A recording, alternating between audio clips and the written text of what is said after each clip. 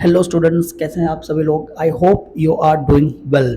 तो दोस्तों, आज हम स्टार्ट करने वाले हैं 12th कॉमर्स का बुक कीपिंग एंड अकाउंटेंसी 2026 और 27 के अकाउंटिंग ईयर के लिए। दोस्तों, आपको पता है कि 12th कॉमर्स में जो आपके 6 सब्जेक्ट है उसमें सबसे इम्पॉर्टेंट सब्जेक्ट आता है BK, that is book keeping and accountancy. और आज के इस लेक्चर में हम बात करेंगे बुक कीपिंग के सिलेबस की, क्योंकि किसी भी सब्जेक्ट को शुरू करने से पहले आपको 3 चीज़ें सीख लेनी है।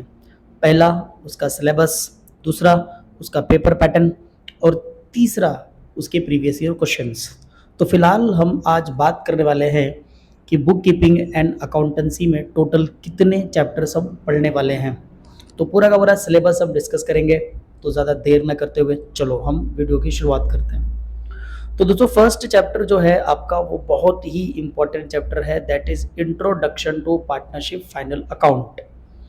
आपने 11th में जो फाइनल अकाउंट पढ़ा था उसी का एक एक्सटेंशन फॉर्म है ये। वहाँ पे आपने प्रोप्राइटरी कंसर्न की पार्टनरशिप पढ़ी थी और यहाँ पे आपको आएगा प्रोप्राइटरी कंसर्न का फाइनल अकाउंट पढ़ा था और यहाँ पे आएगा पार्टनरशिप फाइनल अकाउंट। 12 मार्क्स के लिए कंपलसरी क्वेश्चन।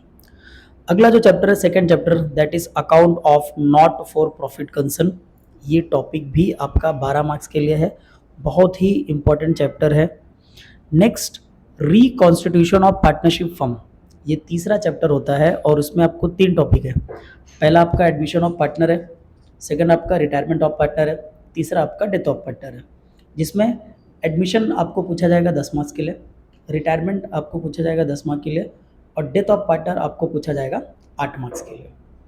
नेक्स्ट जो टॉपिक है that is dissolution of partnership firm. Dissolution का मतलब क्या होता है? पार्टनरशिप को बंद कर देना, पार्टनरशिप को क्लोज करना। और क्लोज करने के टाइम पे कुछ अकाउंटिंग प्रोसेस होते हैं जिसके थ्रू इस हम फर्म को क्या करेंगे, क्लोज करेंगे। और वही हम सीखेंगे चैप्टर नंबर 6 में, जो कि अगेन 10 मार्क्स के लिए आता है। उसके बाद में bills of exchange. Bills of exchange ये टॉपिक आपको 10 मार्क्स दिला देगा। और बिल्स ऑफ एक्सचेंज में सबसे बड़ी खास बात है, कैलकुलेशन बहुत ही कम है, जर्नल एंट्रीज है। अगर आपने जनरल एंट्रीज याद कर ली तो बिल्स ऑफ एक्सचेंज का काम फिनिश हो जाता है। और 8वां चैप्टर भी भाई इसी का जुड़वा भाई है, दैट इज कंपनी अकाउंट और इशू ऑफ शेयर्स। तो इशू ऑफ शेयर्स भी आपको एग्जाम में 8 मार्क्स के लिए पूछा जाता है और इसमें भी कैलकुलेशन पार्ट थोड़ा कम है और जनरल एंट्रीज आपको याद करनी है। 9th टॉपिक है आपका एनालिसिस ऑफ फाइनेंशियल स्टेटमेंट और यहाँ पे हम बैलेंस शीट के अलग रूप को देखेंगे, that is vertical balance sheet, vertical profit and loss account, और हम उनको एनालाइज करने वाले हैं। तो ये चैप्टर आपको 8 मार्क्स के लिए पूछा जाएगा। और 10वां जो चैप्टर है that is computer in accounting, ये टॉपिक आपको पूछा जाएगा 8 मार्क्स के लिए।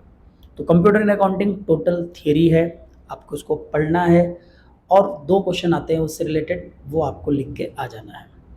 तो दोस्तों, ये है आपका कंप्लीट सिलेबस 12th कॉमर्स का, जिसमें है 1 से लेके पूरे 10 चैप्टर। अब इसमें से इम्पॉर्टेंट कितने चैप्टर है? तो भाई 9 चैप्टर इंपॉर्टेंट है। एक चैप्टर आप ऑप्शन में छोड़ सकते हो, that is computer in accounting. बाकी 9 के 9 चैप्टर आपको एग्जाम में करके ही जाना है। तो दोस्तों, मिलूंगा मैं आपको अगले वीडियो में, और अगले वीडियो में हम बात करेंगे आपके बुक कीपिंग एंड अकाउंटेंसी की पेपर पैटर्न के बारे में, क्योंकि लास्ट ईयर पेपर थोड़ा सा फ्लिप हो गया था, बच्चे बहुत ज़्यादा कंफ्यूज थे। तो इस साल फिलहाल वो सारी कंफ्यूजन मैं दूर करने वाला हूँ।